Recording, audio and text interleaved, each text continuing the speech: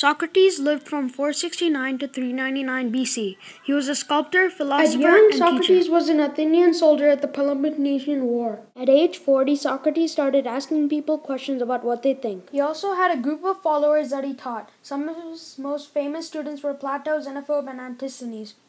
Socrates asked people about courage, friendship, love, and wisdom. Thales and Pythagoras were trying to explain different things, but Socrates was trying to explain it all together as the diversity of nature. He found and explained natural causes for how things look their way and how things can do what they do. The government took pity on him because they thought he wasn't respecting the gods and he was ruining his students.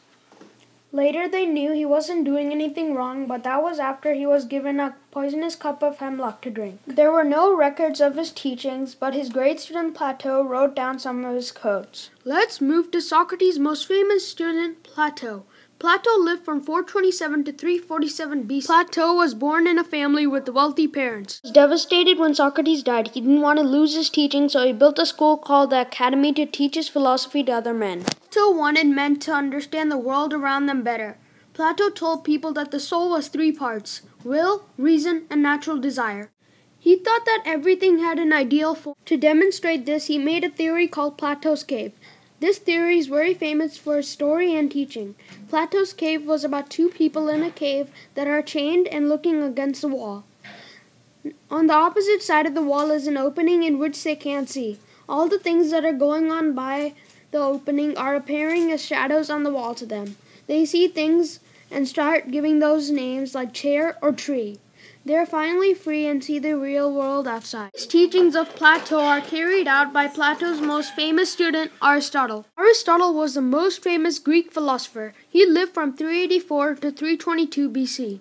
At young age, Aristotle was a student of Plato's Academy. He was also known as a teacher because he as well lectured men at a place called Lyceum. Aristotle also had a procedure of logic that was later used by Sherlock Holmes to solve mysteries.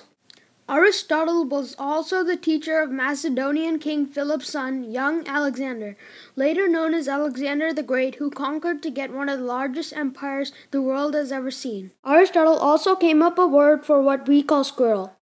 After Alexander's death, Aristotle was considered an anti-Athenian and pro-Macedonian. He spent the rest of his life in Macedonia. Pythagoras of Samos was another great philosopher. He lived from 570 to 495 BC. Pythagoras expressed his type of philosophy through numerals. Pythagoras left his country and studied with the wise men of Egypt. He was also held captive during the Persian attack on the Nile. Some say he visited India to see Brahmins because he believed in reincarnation. At the end of the 6th century, he went to southern Italy where he found a group of philosophers. The Pythagorean theorem, some say, was his invention. Pythagoras had a theory of numbers that was in the objective world of music.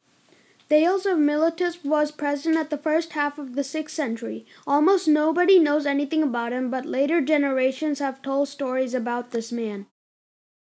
Thales studied the world by traveling it. He was one of the first to understand that the earth was round and the moon was lit up by the sun. Thales predicted solar eclipse of May 28, 585. This was recorded by Herodotus. Not even Babylonian astronomers could predict this impressive event accurately.